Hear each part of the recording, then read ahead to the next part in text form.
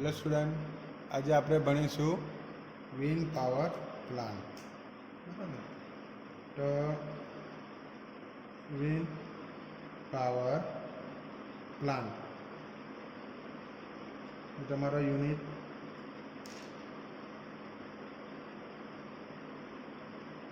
5 છે. બરાબર, તો લાસ્ટ ટાઈમ આપણે જોઈ ગયેલા કે હાઇડ્રો પાવર વિશે આપણે ભણી ગયેલા. હવે આજે આપણે ભણીશું નવું ચેપ્ટર વિન્ડ પાવર પ્લાન્ટ. તો લાસ્ટ ટાઈમ આપણે થર્મલની અંદર, હાઇડ્રોની અંદર આપણે એનર્જી કન્વર્ઝન જોઈ ગયેલા. તેવી રીતના આની અંદર પણ એનર્જી કન્વર્ઝન આવે. તો ક્વેશ્ચન આ રીતના પૂછાય, એક્સપ્લેન એનર્જી કન્વર્ઝન. બરાબર, તો energy conversion in wind power plant. હું આ રીતના પણ લખી શકું, વિન્ડ પાવર પ્લાન્ટ, WPV. બરાબર, તો એનર્જીનું કન્વર્ઝન કઈ રીતના થાય? તો આપણને ખબર છે, હવાથી જે આપણું વિન્ડ ટર્બાઇન પહેલાં ફરાવવામાં આવે, તો કઈ શક્તિનું કઈ શક્તિમાં રૂપાંતરિત થશે?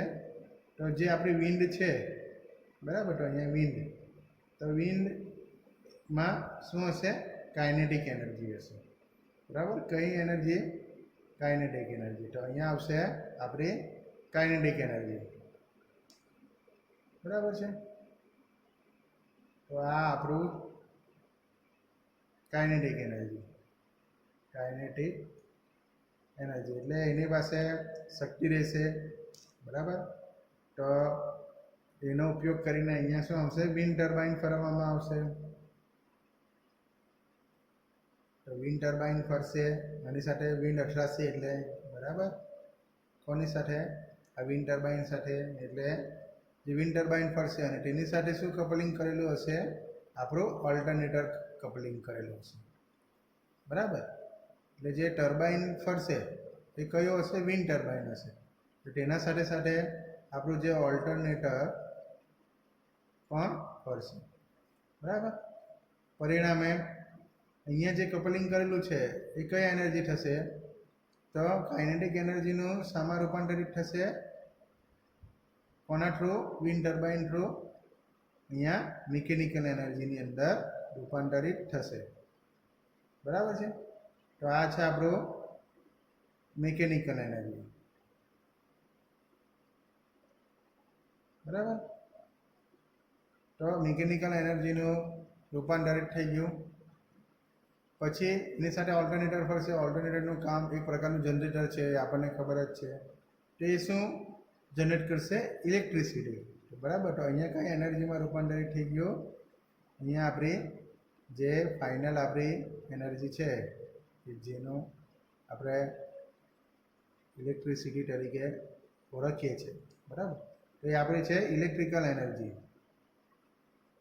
બરાબર, તો આ છે ઇલેક્ટ્રિકલ એનર્જી. તો એનર્જીનું કન્વર્ઝન કાઇનેટિક એનર્જીમાંથી ડાયરેક્ટલી ઇલેક્ટ્રિકલ એનર્જીમાં રૂપાંતરિત થયું. પણ વચમાં આપણે જોઈએ તો મિકેનિકલ એનર્જી પણ આવશે. તો અહીંયા કાઇનેટિક એનર્જી એટલે એક ગતિશક્તિ રહેલી છે, આપણને ખબર છે, વિન્ડમાં. એટલે વિન્ડ ટર્બાઇનને ફરાવશે, તેની સાથે ઓલ્ટરનેટર કપલિંગ કરેલો છે. હવે આ ફરશે એટલે આ ઓલ્ટરનેટર પણ ફરશે, એટલે મિકેનિકલ એનર્જીમાં રૂપાંતરિત થયું. હવે ઓલ્ટરનેટર શું કરશે? એ ઇલેક્ટ્રિસિટી જનરેટ કરશે. બરાબર, એટલે આપણી ઇલેક્ટ્રિકલ એનર્જીમાં આપણે રૂપાંતરિત થઈ ગયું. તો આપણું એનર્જીનું એક સ્વરૂપમાંથી બીજા સ્વરૂપમાં આપણે રૂપાંતરિત કરી દીધું. બરાબર, તો આ એનું એનર્જી કન્વર્ઝન છે. બરાબર, 2 માર્ક્સની અંદર પૂછાય. હવે ક્વેશ્ચન તમને પૂછાય આ રીતના, તો એક્સપ્લેન એડવાન્ટેજીસ, બરાબર, એન્ડ લિમિટેશન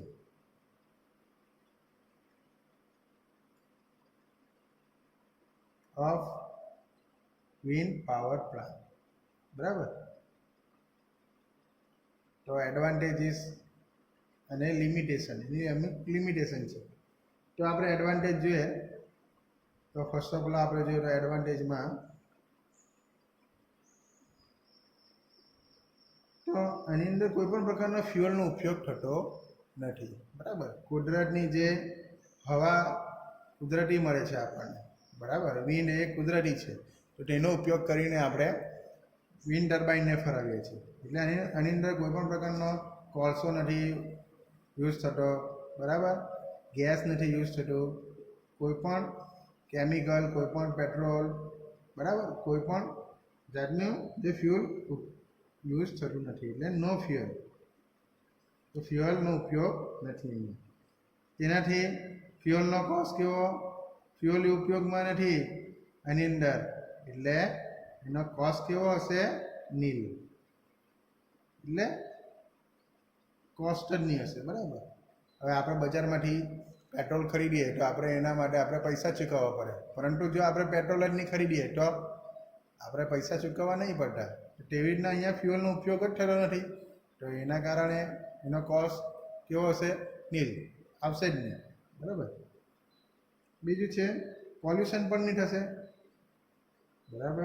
હવે પોલ્યુશન ક્યારે થાય? તો પોલ્યુશન જ્યારે આપણે આ ફ્યુઅલનું દહન કરીએ છીએ ત્યારે આપણે પોલ્યુશન ઉત્પન્ન થાય એની અંદર, બરાબર. તો અહીંયા ફ્યુઅલનો ઉપયોગ જ થતો નથી, એટલા માટે અહીંયા પોલ્યુશન પણ નથી. ત્રીજું, એનર્જી ક્યાંથી એનર્જી આપણને મળશે? તો energy available from the wind, બરાબર. વિન્ડ જ્યાં હશે, બરાબર, ત્યાં આપણને આ એનર્જી મળશે, બરાબર. એક્ઝોસ્ટેડ, બરાબર. તો જે જગ્યા પર એનર્જી અવેલેબલ હશે તો તે જગ્યા પરથી આપણને શું મળશે? જે જગ્યા પર કોમન હશે તે જગ્યા પરથી આપણને એનર્જી આપણને મળશે, બરાબર. આ એનર્જીનો ઉપયોગ જે જગ્યા પર પવન હશે વધારે, બરાબર, તો તે જગ્યા પરથી આપણને એની એનર્જીનો ઉપયોગ કરીને, પવનનો ઉપયોગ કરીને આપણે ઇલેક્ટ્રિસિટીમાં જનરેટ કરી શકીશું, બરાબર. ચોથું છે, હવે આ એક એવી વસ્તુ છે કે 320 દિવસ સુધી, બરાબર, આપણે આ એનર્જી મેળવી શકીએ છીએ, બરાબર. એટલે અમુક જગ્યા એવી છે કે જ્યાં વર્ષની અંદર 24/7 24 કલાક 320 દિવસ સુધી, બરાબર, 365 દિવસ સુધી આપણે એનો ઉપયોગ કરી શકીએ, બરાબર. તો આપણે વર્ષ દરમિયાન આપણે 320 દિવસ એક રેફરન્સ લીધેલું છે, બરાબર. કોઈ વાર મેન્ટેનન્સ હોય તો આપણે લેતા નથી, બરાબર, એટલે 365 નહીં આવે. 320 દિવસ સુધી આપણે એનો એનર્જી આપણે જનરેટ કરી શકીએ, ઇલેક્ટ્રિસિટી, બરાબર, વર્ષ દરમિયાન. પાંચમું છે ઓપરેટિંગ કોસ્ટ વિન્ડનો, બરાબર. વિન્ડ જનરેશન માટે જે ઓપરેટિંગ કોસ્ટ છે, એટલે ઓપરેટર ને આપણે જે આપવો પડતો કોસ્ટ તેને કહેવાય operating cost. Operation cost of wind generation માટે કેવો હશે? નીલ. એટલે જેવો પવન ફૂંકાશે તેવું જે ટર્બાઇન ફરશે, તેના માટે કોઈ સ્વિચ આપણે જે ઓપરેટરને આપણે લગાવવા પડતા નથી, બરાબર, વિન્ડ જનરેટ કરવા માટે, બરાબર. તો આનો જે ઓપરેશન કોસ્ટ છે, ઓપરેટિંગ કોસ્ટ અથવા ઓપરેટિંગ કોસ્ટ કેવો હશે? બરાબર, ઓપરેશન અથવા ઓપરેટિંગ કોસ્ટ વિન્ડ જનરેશનનો એકદમ ઓછો છે, એટલે 0 છે. નીલ એટલે 0, બરાબર. પછી કોઈ પણ પ્રકારનું હીટ જનરેટ થતું નથી, બરાબર. હીટ નથી કોઈ પણ પ્રકારનું, બરાબર, અથવા તો કોઈ પણ પ્રકારની ધુમાડો નથી, ફ્યુમ્સ, એટલે કોઈ પણ પ્રકારનો ધુમાડો ઉત્પન્ન થતો નથી. તેથી આ જનરેશન થાય તે કેવી હશે? ક્લીન હશે. એટલે આજે કોઈ પણ પ્રકારની હીટ અને ફ્યુમ્સનું અંદર ઉત્પન્ન નહીં થાય એટલા માટે આ જે પ્રક્રિયા છે તે કેવી હશે? એકદમ ચોખ્ખી. બરાબર. તો આ હતા એના એડવાન્ટેજીસ. બરાબર છે. હવે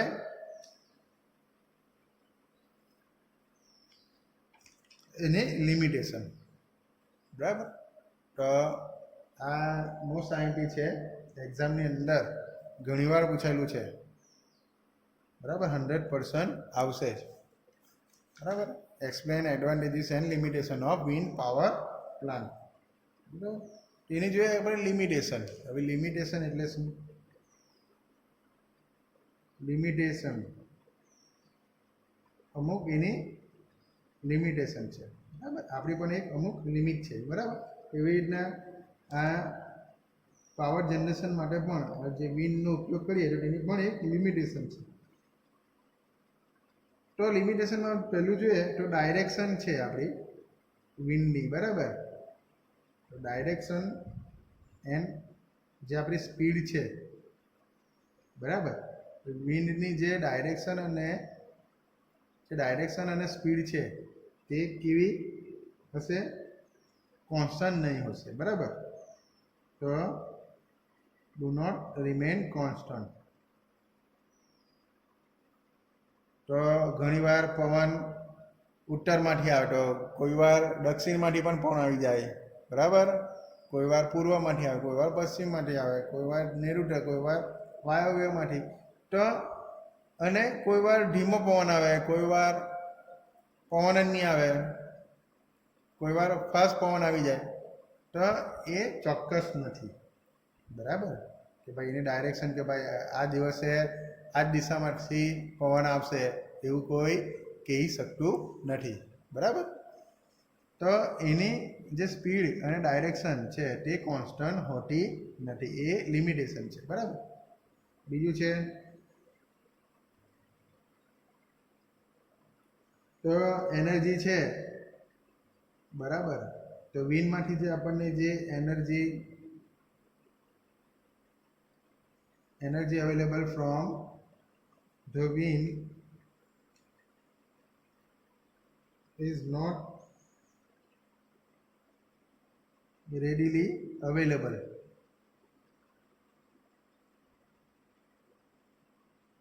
તો જે એનર્જી છે વિન્ડમાંથી જે મળતી આપણને એનર્જી છે તે આપણને એ અવેલેબલ કન્ટિન્યુઅસ આપણને મળતી નથી. બરાબર. એટલે જ્યારે પવન આવશે ત્યારે જ ટર્બાઇન ફરશે અને ટર્બાઇન ફરે તો જ એ ઇલેક્ટ્રિસિટી જનરેટ કરશે. કોણ ઇલેક્ટ્રિસિટી જનરેટ કરશે? ઓલ્ટરનેટર. બરાબર. એટલા માટે જે energy available from the wind is not readily available.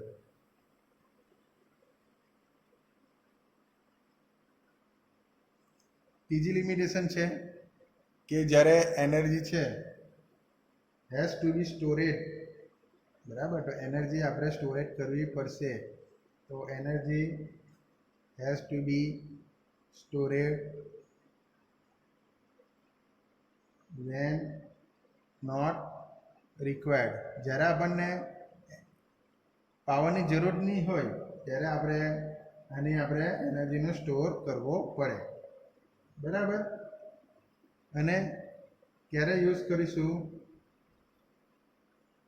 has to be used when required. બરાબર. કે જ્યારે આપણને જરૂર હશે ત્યારે આપણે યુઝ કરીશું. બરાબર. આ એક લિમિટેશન છે. તો જ્યારે આપણને જરૂર નહીં હોય ત્યારે આપણે એને સ્ટોર કરવી પડે અને જ્યારે આપણને જરૂર હોય ત્યારે આપણે એનો યુઝ કરવો પડશે. બરાબર. આ એક લિમિટેશન છે. પછી ચોથી લિમિટેશનમાં અંદર આવશે કે જે ટર્બાઇન છે અને જે એની બ્લેડો છે તે કેવી હશે? હ્યુજ હશે. બરાબર. બહુ મોટી હશે અને વધારે સ્પેસ ઓક્યુપાય. બરાબર. વધારે સ્પેસ રોકશે. બરાબર. એ જે ટર્બાઇન છે અને જે એની બ્લેડો છે અને ઓલ્ટરનેટર છે તેનું સ્ટ્રક્ચર ઊભું કરવા માટે આપણને એ જે સ્ટ્રક્ચર બહુ મોટું હોય. બરાબર. અને વધારે શું લેશે? જગ્યા પણ રોકશે. બરાબર, એ એની લિમિટેશન છે. પાંચમી છે આપણે એક જ ટર્બાઇન પરથી એક જ પવનચક્કી પરથી, બરાબર, એને કહેવાય પવનચક્કી. બરાબર, તો પવનચક્કી પરથી આપણે એ પાવર જનરેટ ઓછો કરી શકીએ. બરાબર, તો એના માટે આપણે વધારે યુનિટ લગાવવા પડે. બરાબર, વધારે પવનચક્કીઓ ગોઠવવી પડે. તો આપણે મેની યુનિટ્સ, એક કરતાં વધારે યુનિટ્સ આપણે લગાવવા પડે. કેટલી નાની નાની કેપેસિટીના. બરાબર, તો સ્મોલ કેપેસિટીના ઘણા બધા યુનિટ આપણે ઇન્સ્ટોલ કરવા પડે. બરાબર, તો આર ટુ બી ઇન્સ્ટોલેડ. તો આપણે ઓછી ઓછી નાની નાની કેપેસિટીની આપણે શું લગાવવી પડશે? પવનચક્કીઓ લગાવવી પડશે અને ઘણા બધા યુનિટ બનાવવા પડશે. તો તેના કારણે આપણે જે એ આપણે ઇન્સ્ટોલ કરવા પડશે. તો તેના કારણે શું થશે? તો ઇનિશિયલ કોસ્ટ એનો કેવો થશે? વધશે. કેમ? કે આ નાના નાના આપણે જે પવનચક્કીઓ લગાવવી પડશે. બરાબર, નાની નાની કેપેસિટીની. તો તેના કારણે આપણે એનો જે કોસ્ટ હોય તે કેવો થશે? વધી જશે. પછી વિન્ડ ટર્બાઇન છે. બરાબર, તેની speed, the speed of the wind turbine. તો વિન્ડ ટર્બાઇનની સ્પીડ છે, બરાબર, તો કોન્સ્ટન્ટ હોતી નથી. આપણને ખબર છે, કેમ કે પવનની દિશા, સ્પીડ બદલાયા કરે. બરાબર, તો એ રિમેન કોન્સ્ટન્ટ નથી. બરાબર, તેથી એની જે ફ્રીક્વન્સી આવી જોઈએ, જો ફ્રીક્વન્સી ક્યારે આવશે? કે જ્યારે જનરેટર અથવા ઓલ્ટરનેટર એની અમુક સ્પીડ પર ફરશે.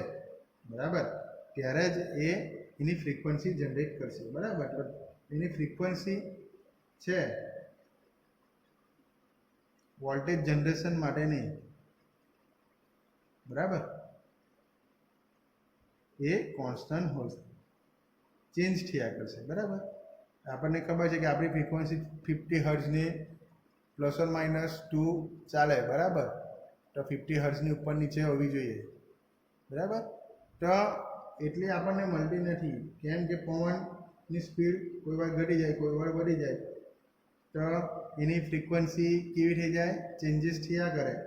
વોલ્ટેજ જનરેશન બરાબર નહીં થાય. બરાબર, તેથી આપણે શું કરવું પડે? એરેન્જમેન્ટ કરવું પડે. એના માટે ફ્રીક્વન્સી રેગ્યુલેટર લગાવવું પડે. બરાબર, તો એરેન્જમેન્ટ કરવું પડે. હેઝ ટુ બી મેડ. બરાબર, ટુ કેપ ફ્રીક્વન્સી કોન્સ્ટન્ટ. તો ફ્રીક્વન્સી આપણે કોન્સ્ટન્ટ રાખવા માટે આપણે એનું એનર્જી જનરેશન, એનું ફ્રીક્વન્સી મેન્ટેન કરવા માટે આપણે એનું એરેન્જમેન્ટ કરવું પડે. કે જ્યારે પણ આપણી જે ટર્બાઇનની જે સ્પીડ ઓછી થાય અથવા વધી જાય, ત્યારે એની જે ફ્રીક્વન્સી કેવી હોવી જોઈએ? કોન્સ્ટન્ટ હોવી જોઈએ. તો even when the speed of turbine changes. બરાબર, તો ટર્બાઇન ચેન્જીસ થાય, ટર્બાઇનની સ્પીડ. બરાબર, ત્યારે પણ એની ફ્રીક્વન્સી કેવી હોવી જોઈએ? કોન્સ્ટન્ટ હોવી જોઈએ. બરાબર, તો સ્પીડ આપણી વેરી થાય, પરંતુ ફ્રીક્વન્સી કેવી હોવી જોઈએ? કોન્સ્ટન્ટ જ હોવી જોઈએ.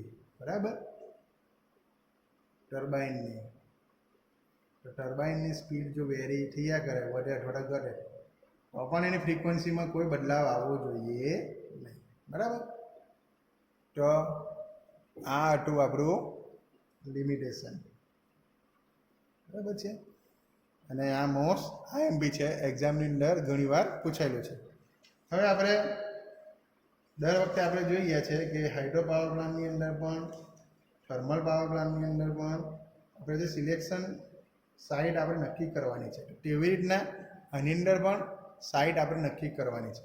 તો ક્વેશ્ચન આ રીતના પણ આપણે ઇમ્પોર્ટન્ટ છે. એક્સપ્લેન આ રીતના પૂછાશે, સિલેક્શન ઓફ સાઇટ. बराबर। सिलेक्शन ऑफ साइट, तो साइट सिलेक्शन करवानुं छे आपणे फॉर विंड पावर प्लांट। तो विंड पावर प्लांट माटे आपणे साइटनुं सिलेक्शन कई रीतना नक्की करीशुं, बराबर। हवे तो गमे त्यां तो मूकी नहीं शकाय, आपणे आपणा घरना छत पर मूकी दीए मोटुं टर्बाइन तो चाले? नहीं चाले। ज्यां पवन आवतो होय तो चाली जाए, बराबर, पण पवन नहीं आवतो होय तो नहीं चाले। तो एना माटे आपणे शुं करवुं पड़शे, एनी साइट सिलेक्शन करवी पड़शे कि कई जग्या पर वधारे पवन हशे। तो पहेલું थशे कि जे जग्या पर विंडनी वेलोसिटी छे ते 15 किलोमीटर पर अवर करता वधारे हशे, तो विंडनी जे वेलोसिटी, आ ध्यान राखजो, विंडनी वेलोसिटी केटली? 15 करता वधारे, 15 किलोमीटर पर अवर। जे जग्या पर विंड 15 किलोमीटर पर अवर करता वधारे हशे त्यारे जे विंड टर्बाइन काम करशे, बराबर। तो 15 करता ओछुं होय तो ए विंड टर्बाइन पावर जनरेट करशे नहीं, बराबर। तो जे जग्या पर 15 किलोमीटर पर अवर विंडनी वेलोसिटी हशे अथवा तो एनी करता वधारे, ते जग्या पर आ पावर प्लांट आपणे नाखवो स्थापवो पड़े, बराबर। बीजुं छे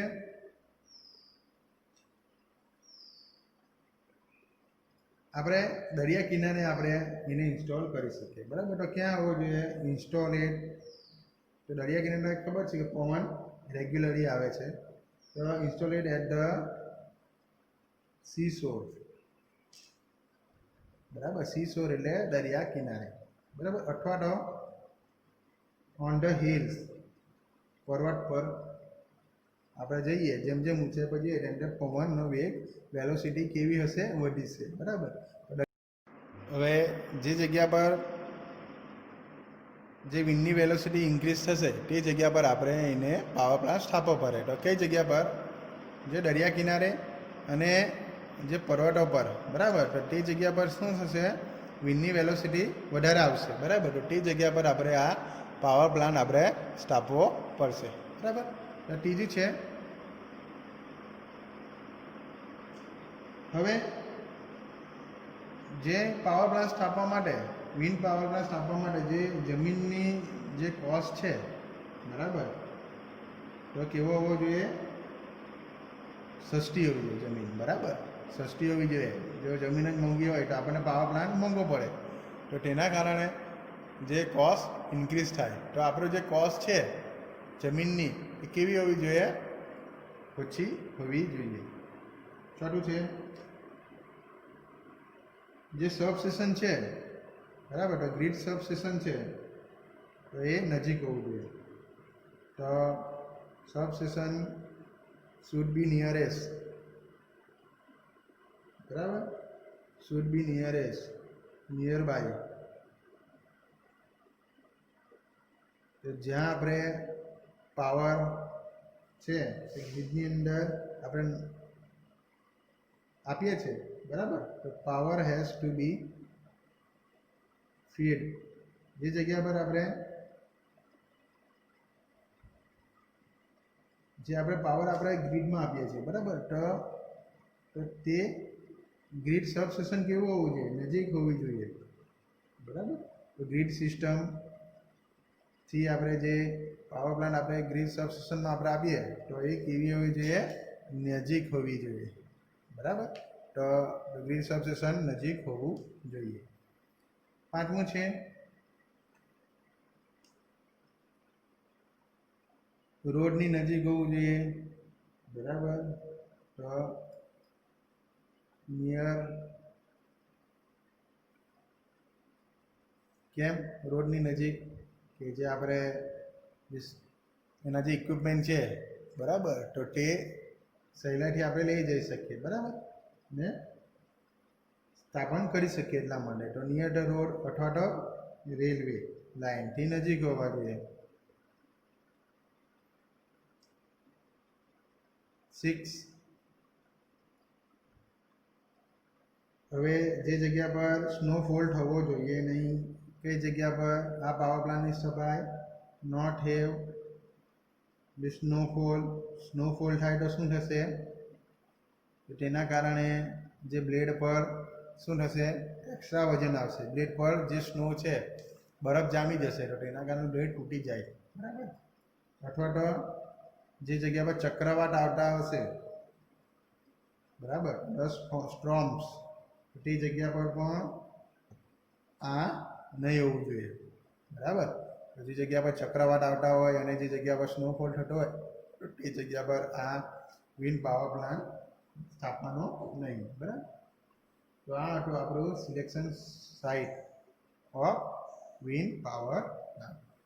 તો નેક્સ્ટ લેક્ચરની અંદર આપણે જોઈશું કે આના જે ડિવાઇસીસ છે, બરાબર, મેઝરિંગ કરવા માટે એની ડાયરેક્શન અને જે વિન્ડની વેલોસિટી, વિન્ડનો વેગ માપવા માટે, વિન્ડની દિશા અને વિન્ડનો વેગ માપવા માટેના ડિવાઇસ વિશે આપણે ભણીશું.